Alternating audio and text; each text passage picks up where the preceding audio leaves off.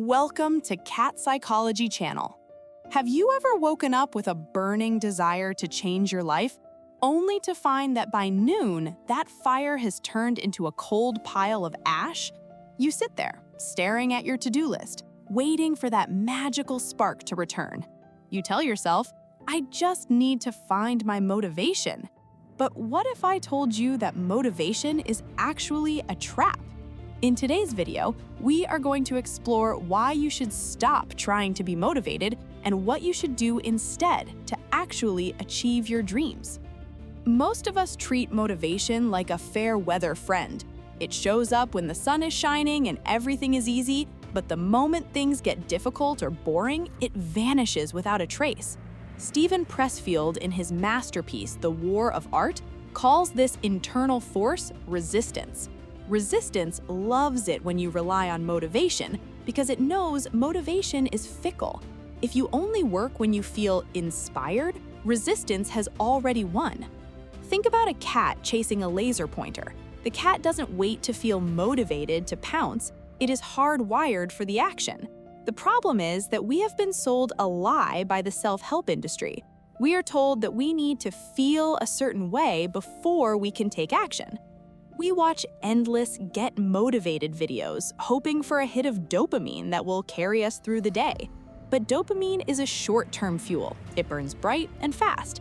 If you are building a skyscraper, you cannot rely on a box of matches to keep the machinery running.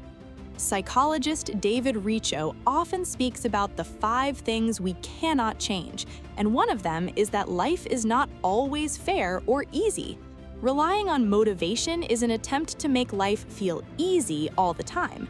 When we say, I don't feel like it, what we are really saying is, I am waiting for my environment or my internal chemistry to give me permission to move. But high achievers don't wait for permission. They rely on something much more boring but infinitely more powerful: discipline. Discipline is the ability to do what needs to be done even when you don't want to do it. It is the bridge between goals and accomplishment. As Jim Rohn famously said, discipline is the foundation upon which all success is built. A lack of discipline inevitably leads to failure. But how do we build this bridge? We start by shifting our focus from the feeling of motivation to the system of execution. Imagine your mind as a garden. Motivation is the rain. It's great when it falls, but you cannot control the weather. If you rely solely on the rain, your garden will wither during the dry season. Discipline is the irrigation system you build with your own hands. It doesn't matter if it rains or not. The water flows because the system is in place. In the world of psychology, this is known as action-first therapy. We often think that thoughts lead to feelings, which then lead to actions. While that can happen, the most effective way to change your life is to reverse the flow. Action leads to feelings, which then reinforce the thoughts. If you wait to feel like exercising before you go to the gym, you might never leave the couch. But if you put on your shoes and walk through the door, the feeling of being an athlete starts to emerge after the first mile. Here's where the concept of minimal viable action comes in. Instead of waiting for the motivation to write a whole book, commit to writing one single sentence. Instead of waiting for the motivation to clean the entire house, commit to washing one plate. By lowering the barrier to entry, you bypass the brain's fear center, the amygdala, which often triggers resistance when a task feels too big.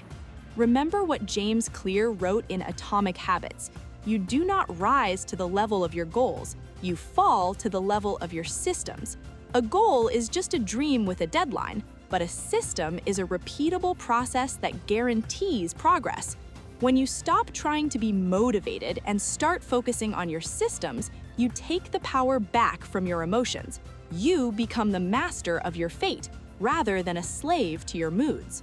Now that we understand why relying on feelings is a recipe for stagnation, we must look at the Islamic perspective on consistency. In a famous hadith, the Prophet Muhammad, peace be upon him, said, The most beloved of deeds to Allah are those that are most consistent, even if they are small. This is the ultimate blueprint for overcoming the need for motivation. It's not about the grand, emotional gesture. It's about the quiet, daily commitment. When you focus on consistency, you are aligning yourself with a spiritual law of growth. Have you ever wondered why we have 5 daily prayers at specific times? It is the ultimate training in discipline. It doesn't matter if you feel spiritual or inspired at 5 a.m., the call to prayer is an invitation to act regardless of your mood. This structure builds a rhythm of the soul that transcends fleeting emotions. By applying this same logic to your work, your health, and your relationships, you build a life that is grounded in purpose rather than whim. Abraham Maslow, the father of humanistic psychology, noted that self-actualizing people do not wait for inspiration, they work. They treat their craft like a job, even when it's their passion.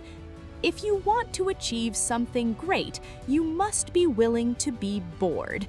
You must be willing to do the same repetitive tasks over and over again until they become second nature. This is the boredom threshold. Most people quit when they reach this point because the newness and the motivation have worn off. But this is exactly where the real progress begins. To implement this change today, start by auditing your environment. If you rely on willpower to stay focused, you will eventually fail. Willpower is a finite resource. Instead, design your environment to make the right actions the easiest ones. If you want to read more, put a book on your pillow.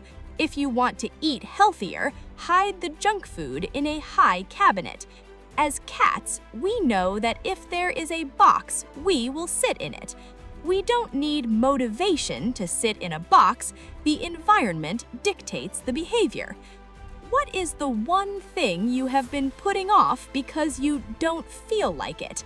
I challenge you to do 5 minutes of that task right now. Not tomorrow, not after another coffee, but now. Break the cycle of waiting for a feeling that may never come. Remember, you are not your feelings.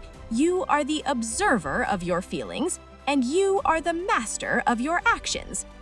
If you found this perspective helpful, please hit the like button and subscribe to the Catsychology channel for more deep dives into the human and feline psyche.